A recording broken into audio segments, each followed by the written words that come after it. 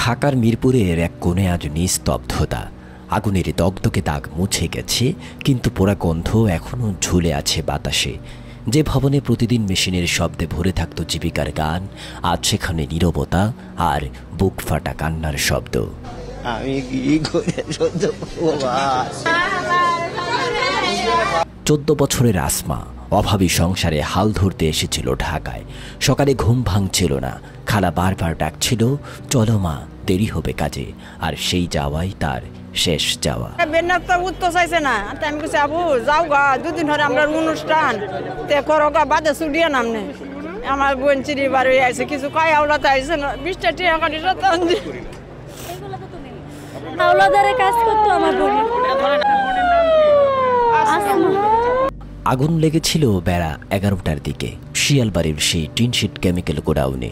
Fire সার্ভিসের 12টি unit প্রাণপণ চেষ্টা করেছে 7 ঘন্টা ধরে, কিন্তু আগুনের লেলিহান শিখা থামাতে পারেনি জীবনের ক্ষতি। ফায়ার সার্ভিসের কর্মকর্তারা যখন একটি একটি করে মরদেহ বের করছিলেন, তখন প্রতিটি চিৎকার, প্রতিটি আহাজারে ছুঁয়ে যাচ্ছিল পুরো শহরকে। রাতে জানানো হয় মারা গেছেন 16 জন, কিন্তু পরিচয়হীন লাশগুলো এখনও শুয়ে আছে মরচুয়ারির ঠান্ডা কক্ষে। সেখানে আমরা এই পর্যন্ত 16টি মৃতদেহ পেয়েছি। এটা আসলে চেহারা বোঝা যাচ্ছে না, কারণ আপনারা জেনে থাকবেন, দেখেন না, এইটা একটু কারণ আছে যে আমরা প্রাথমিক তদন্তে প্রাথমিকভাবে আমরা বলতে পারি যে এইটা এই যে চারতলা এই গার্মেন্টসের উপরে যেই আমরা যে ছাদটা দেখেছি, সেই ছাদটা টোটালি টিন শেড এবং চাটায়ের একটা উপরে মানে টিন শেড ছাদ। এই ছাদটা আবার বন্ধ ছিল।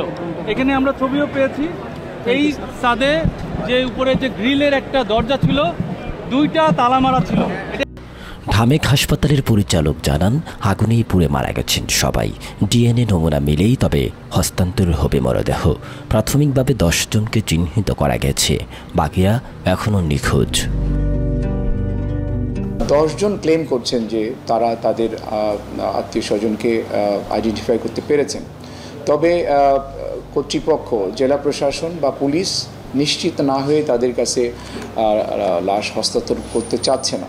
সবার ডিএনএ স্যাম্পল রেখে তারপরে লাশ হস্তান্তর করা হবে। আত্মীয় স্বজন যদি চায় যে আমরা পোস্টমর্টম করব না, তাহলে জেলা প্রশাসনের অনুমতি নিয়ে তারা ডেড বডি নিয়ে যেতে। এই শহর তাদের কাজ দিয়েছিল, স্বপ্ন দিয়েছিল, কিন্তু দেয়নি নিরাপত্তা। যে ভবনে শ্রমিকের ঘাম ঝরে, সেখানে কেমিক্যালের গন্ধে আজ পোড়া মাংসের গন্ধ লেগে আছে।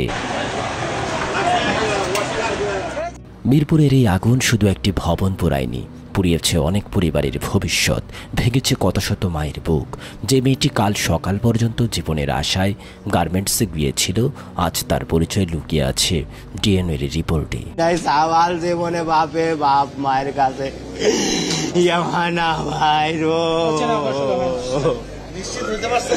প্রতিবার আগুনের পরই আমরা কাঁদি, শোক করি, প্রতিশ্রুতি দেই, কিন্তু তারপর আবারও নতুন কোনো আসমা, নতুন কোনো পরিবার জীবিকার খোঁজে ঢুকে পড়ে অনিরাপদ এক মৃত্যু ফাঁদে।